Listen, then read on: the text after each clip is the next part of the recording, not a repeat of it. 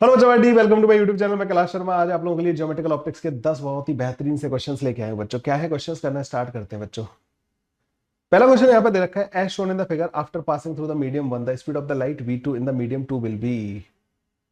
v2 in medium 2 पूछा है इन्होंने ना, v2 पूछा है और c की वैल्यू दे रखी है। आपको पता है बच्चों, रिफ्रैक्टिव इंडेक्स का एक फॉर्मूला होता है, पिछले वाले वीडियो में भी मैंने डेराइव किया था इसको। रिफ्रैक्टिव इंडेक्स n जो होता है ना, वो रूट के अंदर एप्सिलॉन r और म्यू r होता है बच्चों, ठीक है।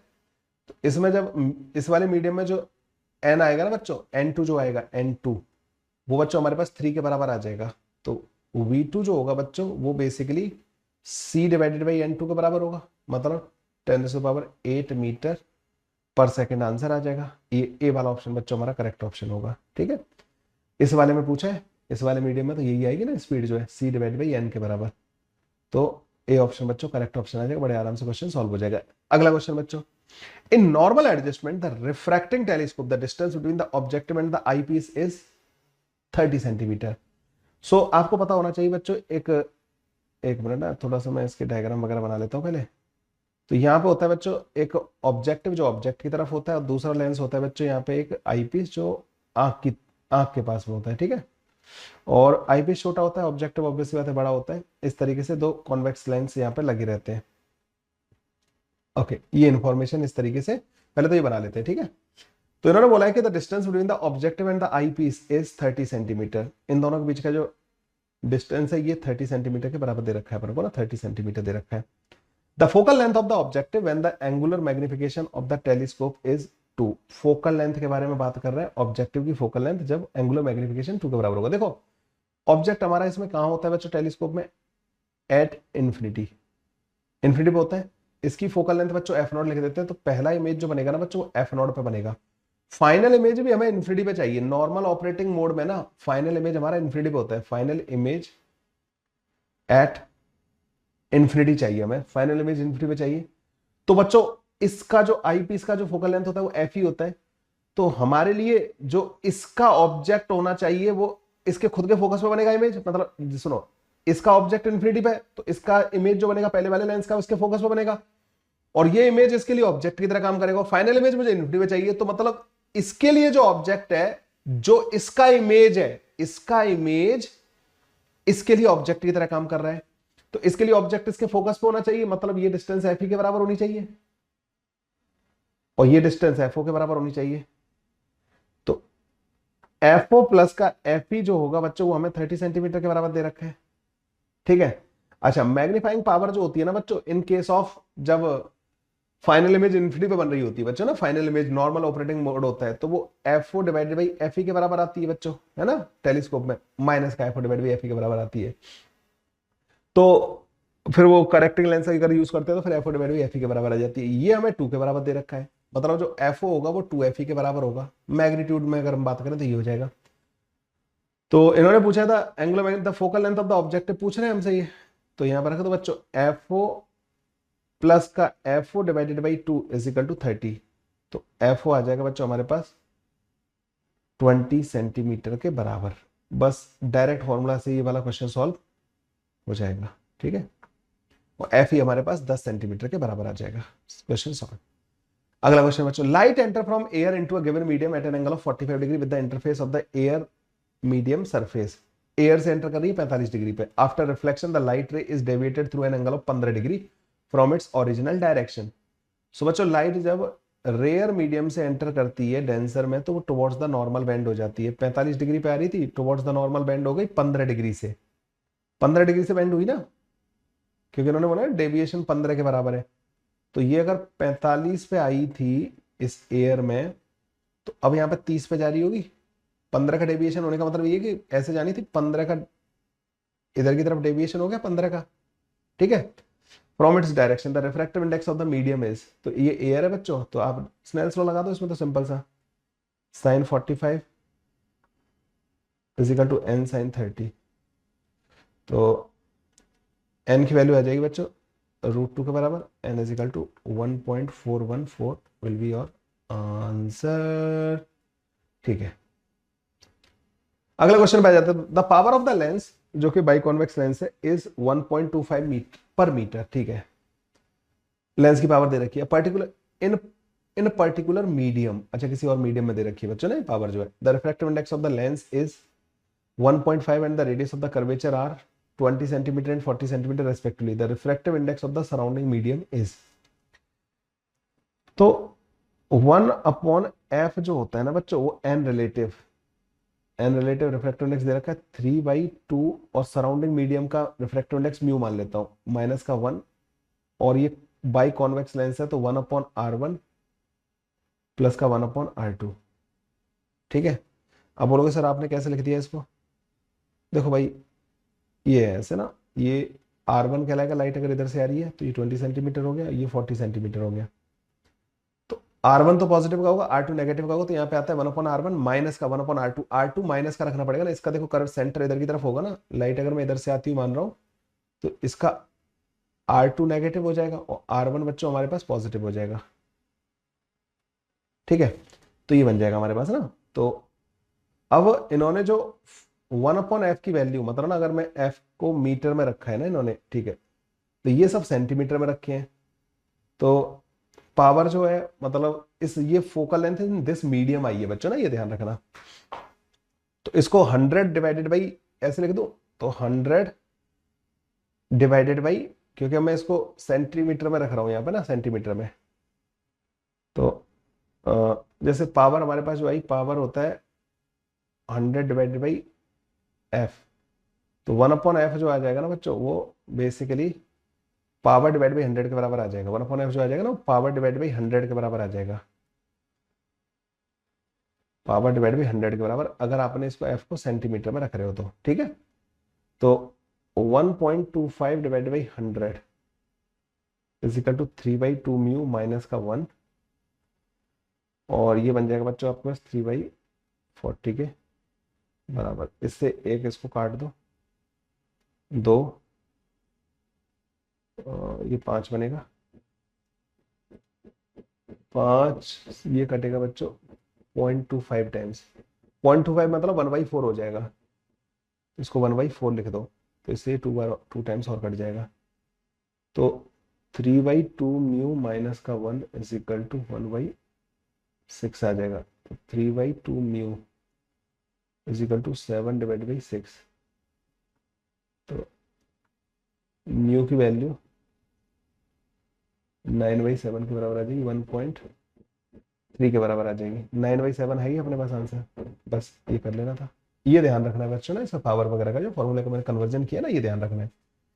तो बी ऑप्शन आ जाएगा बच्चों करेक्ट आंसर। अगला वाला क्वेश्चन बच्चों, a convex lens of the focal length 40 centimetre form an image of an extended source of light on a photoelectric cell. ठीक है, कॉन्वेक्स लेंस है 40 सेंटीमीटर का, एक्सटेंडेड इमेज बना रहा है ऑन अ फोटोइलेक्ट्रिक शेल। ठीक है, current I is produced, the lens is replaced by another convex lens having the same diameter but the focal length 20 centimeter. The photo current now, देखो बच्चों diameter आपने इसका same रखा है, मतलब जितनी लाइट को ये फोटो शेल पे भेज रहा था अभी भी उतनी लाइट को भेज रहा होगा। माना कि कन्वर्ज करने वाली जगह अलग हो जाएगी तो आप वो तो शिफ्टिंग कर सकते हो उसकी फोटो इलेक्ट्रिक शेल वगैरह की, लेकिन जो नंबर ऑफ फोटोन जो लाइट शेल के ऊपर इंसिडेंट हो रहे होंगे विल रिमेन सेम।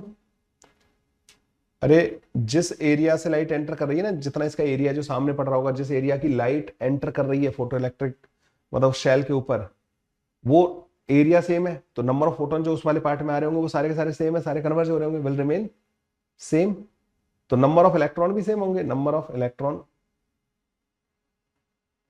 सेम रहेगा, तो बच्चों यहाँ पे फोटो इलेक्ट्रिक करंट भी सेम रहेगा, आई भी सेम रहेगा। ठीक है, आई भी सेम रहेगा। ए ऑप्शन बच्चों करेक्ट ऑप्शन आ जाएगा।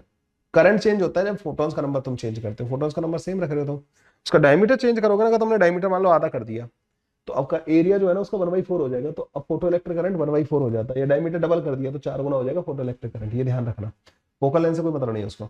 If the refractive index of the material of the prism is cot a/2, where a is the angle of the prism, the angle of the minimum deviation। ये question बच्चों देखो दोबारा repeat हुआ है, पहले वाले video में भी हमने किया था है ना, फर्स्ट वाले में भी किया था, देखो दोबारा रिपीट होके आ गया।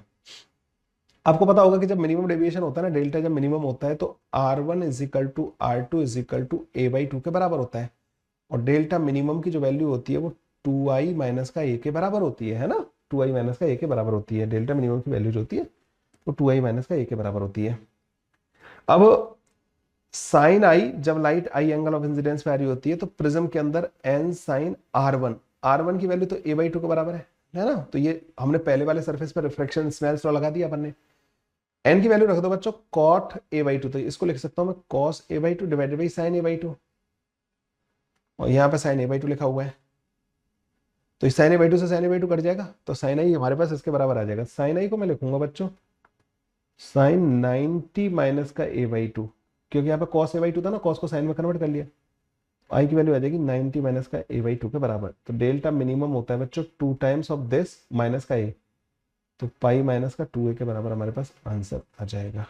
तो पाई माइनस का 2a के बराबर हमारे पास बी ऑप्शन करेक्ट ऑप्शन आ जाएगा। रिपीटेड क्वेश्चन है बच्चों, ठीक है। अगले क्वेश्चन में आ जाओ बच्चों। A convex mirror of the radius of curvature 30 centimetre form an image at that is half the size of the object. ठीक है, द ऑब्जेक्ट डिस्टेंस इज। तो पहले तो बच्चों कॉन्वेक्स मिरर है यहाँ पे ना, सो बच्चों कॉन्वेक्स मिरर है, तो कॉन्वेक्स मिरर कौन सा होगा, ये वाला, ये होता है कॉन्वेक्स मिरर। ठीक है, अब ऑब्जेक्ट किधर रखा होगा, ऑब्वियस बात है इधर रखा होगा, क्योंकि रिफ्लेक्टिंग सरफेस इधर की तरफ है। मान लीजिए कोई ऑब्जेक्ट यहाँ पे रखा हुआ है इसके सामने, कॉन्वेक्स मिरर उसका इमेज कहाँ पे बनाता है बच्चों, कॉन्वेक्स मिरर। तो कोई भी रे जब आ रही होती है ना यहाँ से ऐसे, तो ये उसको क्या कर देता है, डाइवर्ज कर देता है। तो इमेज बनता है बच्चों यहाँ पे कहीं पे ना, पोल और फोकस के बीच में बनता है। रियल ऑब्जेक्ट का ये इमेज यहाँ पे बनाता है। आपको मैग्निफिकेशन पता होगा, m जो होता है वो माइनस का v डिवाइडेड बाई u होता है, तो v और u इसमें अपोजिट होंगे, तो ऐसा इमेज बनेगा आधे साइज का। ठीक है, ऐसा बनेगा बच्चों ना। तो अगर इस डिस्टेंस को मैं x मान लूं, तो ये डिस्टेंस बच्चों इमेज की डिस्टेंस y के बराबर होगी। तो माइनस का y डिवाइडेड बाई माइनस का x, ये बच्चों हमारे पास 1/2 के बराबर आ जाएगा। तो y जो होगा ना बच्चों x/2 के बराबर आ जाएगा। समझ गए, मैंने वो साइन के साथ रख दिया वैल्यूज को, तो y x/2 के बराबर आ जाएगा। तो रेडियस ऑफ कर्वेचर बच्चों उसकी इतनी दे रखी है, तो फोकल लेंथ जो होगी ना मिरर की, वो बच्चों हमारे पास 15 सेंटीमीटर के बराबर आ जाएगी। क्यों, पॉजिटिव आएगी ना, कॉन्वेक्स है ना। डिस्टेंस ऑफ ऑब्जेक्ट हमसे x पूछा है, तो 1/v प्लस का 1/u is equal to 1/f होता है मिरर के केस में। तो 1/v ये y हो जाएगा, प्लस का 1/u ये माइनस का x हो जाएगा, और x की वैल्यू कितनी है बच्चों हमारे पास 2y के बराबर, और ये बच्चों हमारे पास 1/15 के बराबर आ जाएगा। तो ये 2 तो 1/2y आ जाएगा इज इक्वल टू 1/15। तो y इक्वल टू बच्चों 15 डिवाइड बाई 2 आ जाएगा। y equal to x divide by 2 भी है, तो x जो बच्चों 15 सेंटीमीटर के बराबर आ रहा होगा, है ना। तो ऑब्जेक्ट डिस्टेंस इज, डिस्टेंस पूछिए ना तो 15 सेंटीमीटर ये लिखेंगे ना, पोजीशन बोला होता ना तो माइनस का 15 लिखता फिर मैंने उसको। अरे यार क्या कर रहे हो तुम, डिस्टेंस बोल रहे हो, ऑब्जेक्ट की डिस्टेंस, डिस्टेंस तो 15 लिखनी चाहिए ना। अब यार मैं कुछ नहीं कर सकता इस क्वेश्चन में ना, मैंने तो डिस्टेंस के हिसाब से आंसर किया। वो x को, वो डिस्टेंस को u की वैल्यू, u बोलो ना, u क्या होगा, माइनस का 15 सेंटीमीटर, डिस्टेंस को नेगेटिव कर दिया इन्होंने। समझ रहे हो, ये इनकी थोड़ा सा। अब यार इसमें मेरे हाथ में कुछ भी नहीं है भाई ना, answer should be D option according to B. ठीक है, इन्होंने बी दिया है। A biconvex lens of the refractive index 1.5 has a focal length of 20 centimetre in air। एक बाइकॉन्वेक्स लेंस है बच्चों जिसकी रिफ्रैक्टिव इंडेक्स 1.5 दे रखी है और फोकल लेंथ बच्चों इसकी 20 सेंटीमीटर दे रखी है। It's focal length will immersed when immersed in the liquid of the refractive index 1.6 will be। तो बच्चों फोकल लेंथ पे क्या फर्क पड़ेगा जब किसी और मीडियम में अगर आप इसको इमर्स कर दोगे। तो बच्चों देखो फोकल लेंथ का फॉर्मूला होता क्या है, तो 1/20 is equal to n minus का 1। पहले जब एयर में था ना तो ये फॉर्मूला बनेगा, और यहाँ पे 1/r1 माइनस का 1/r2 आ जाएगा। ठीक है, अब 1/f dash is equal to n divided by 1.6 minus का 1। n रिलेटिव यूज करते हैं ना, तो अब दूसरा मीडियम होगा तो ये आ जाएगा 1/r1 माइनस का 1/r2, ऐसा बन जाएगा। दोनों को कर दो डिवाइड बच्चों, तो f dash divide by 20 is equal to n 1.5 minus का 1, 1.5 डिवाइड बाई 1.6 माइनस का 1, ये बन जाएगा हमारे पास। तो ये जो है ना बच्चों f डैश डिवाइडेड बाई 10 जो आ जाएगा ना, f डैश डिवाइडेड बाई 10 जो आ जाएगा वो हमारे पास, ओ फोकल लेंथ का साइन ही चेंज हो जाएगा, माइनस का 1.6 डिवाइडेड बाई 0.1, मतलब ये माइनस का 16 आ जाएगा, तो एफ डैश माइनस का 160 सेंटीमीटर होगा। बी ऑप्शन बच्चों करेक्ट ऑप्शन आ जाएगा हमारा इसका ना। बढ़िया। अगला क्वेश्चन बच्चों, if the distance between object and it's 2 times magnified virtual image produced by a curved mirror is 15 centimetre, the focal length of the mirror must be. पहले तो ये बताओ कि कौन सा मिरर होगा। तो if the distance between the object and it's 2 times magnified virtual image, virtual image जो बन रही है वो 2 टाइम्स मैग्नीफाइड बन रही है, तो ये बच्चों कॉनकेव मिरर होगा, क्योंकि कॉन्वेक्स मिरर जो है ना रियल ऑब्जेक्ट का वर्चुअल इमेज बनाता है पोलर फोकस के बीच में, और वो छोटी इमेज बनाता है। ठीक है, उसमें एक ही पॉसिबिलिटी होती है। लेकिन कॉनकेव मिरर में जब ऑब्जेक्ट जो है पोल और फोकस के बीच में रखा रहता है ना, पोल और फोकस के बीच में रखा रहता है, तो इसका इधर इमेज बनता है बड़ा। पोल और फोकस के बीच में जब ऑब्जेक्ट होता है तो इमेज इसका वर्चुअल बनता है और बड़ा इमेज बनता है। ठीक है, मैग्निफिकेशन पॉजिटिव आता है फिर इन दैट केस। तो 2 टाइम्स मैग्नीफाइड है, तो ऑब्वियस सी बात है ये जो डिस्टेंस होगी ना बच्चों, अगर ये x के बराबर होगी तो ये 2x के बराबर होगी। मैग्निफिकेशन का फॉर्मूला यही तो होता है, माइनस का v डिवाइडेड बाई u। तो v बच्चों डबल रहा होगा। अच्छा, ये पॉजिटिव रहेगा, ये नेगेटिव रहेगा, x जो है नेगेटिव का रखोगे, और अगर तुम इसको y मान लो ना, तो माइनस का y डिवाइड बाई माइनस का x, तो समझ गए। तो मैग्नीफाइड डबल मैग्निफिकेशन की इमेज बन रही है ना। ठीक है, तो भाई ये आ गया हमारे पास ना। और डिस्टेंस जो है ना बच्चों 3x जो है वो 15 के बराबर है, तो x की वैल्यू बच्चों 5 के बराबर आ जाएगी, और y की वैल्यू बच्चों हमारे पास 10 के बराबर आ जाएगी। ठीक है, तो फोकल लेंथ पूछा इन्होंने, तो 1/v प्लस का 1/u is equal to 1/f of the mirror. तो 1/v आ जाएगा बच्चों हमारे पास 10 के बराबर, u आएगा बच्चों माइनस का 5 के बराबर इज इक्वल टू 1/fm। तो 1/fm जो आ जाएगा, इसको माइनस का 2/10 लिख लो, तो माइनस का 1/10 के बराबर आ जाएगा। एफ एम जो आ जाएगा ना बच्चों माइनस का 10 सेंटीमीटर के बराबर आ जाएगा। तो फोकल लेंथ में अगर -10 लिख रहे हो तो सही है, कोई परेशानी वाली बात नहीं है। ठीक है, ए ऑप्शन करेक्ट आ जाएगा। अगला question, the refractive index of the prism of apex angle A is cot a/2 the angle of minimum deviation. तीसरी बार रिपीट हुआ है ये वाला क्वेश्चन यार। ठीक है, मैं कराते थक गया। जब डेविएशन मिनिमम होता है ना बच्चों, तो r1 is equal to r2 is equal to a/2 के बराबर होता है। तो मेरे को आंसर भी याद हो गया, 180 माइनस का 2a ही आ रहा होगा। ठीक है, और डेल्टा मिनिमम का जो फॉर्मूला होता है बच्चों, वो 2i माइनस का a के बराबर होता है। वो एंगल ऑफ इंसिडेंस जिस पे r1 और r2 a/2 के बराबर आ रहे होते हैं, वो वाला यहाँ पे हमें पुट करना होता है। Sine i equal to cot a/2 into sine a/2, ये वो फॉर्मूला लगा दिया, स्नेल्स लॉ लगा दिया मैंने, क्योंकि r1 तो होगा ये, और रिफ्रैक्टिव इंडेक्स ये दे रखा है। तो आई की वैल्यू बच्चों हमारे पास यहाँ से जब इसको सॉल्व करोगे, sine i equal to cos a/2 आ जाता है, जिसको हम लिख देते हैं साइन 90 माइनस का a/2। तो आई की वैल्यू हमारे पास 90 माइनस का a/2 के बराबर आ जाती है। तो डेविएशन जो मिनिमम आता है वो 180 माइनस का 2a के बराबर आ जाता है। 180 माइनस का 2a के बराबर बच्चों ए ऑप्शन हमारा करेक्ट ऑप्शन आ जाता है। कैसे लगे बच्चों 10 के 10 क्वेश्चन? एक क्वेश्चन 3 बार रिपीट हो चुका पिछले 20 क्वेश्चन में। ये कुछ अमेजिंग से क्वेश्चन थे बच्चों। ये ज्यादातर क्वेश्चन जेईई मेन 2022 के थे बच्चों ना। ठीक है, अभी तक जितने भी क्वेश्चन है 2022 वाले थे, लेकिन उम्मीद करता हूँ आपको बहुत अच्छे लगे होंगे, पसंद आए होंगे, और इनसे हेल्प जरूर मिलेगी आप लोगों को ना। चलिए बच्चों, नेक्स्ट वीडियो में मिलते हैं, तब तक के लिए bye bye, take care, thank you.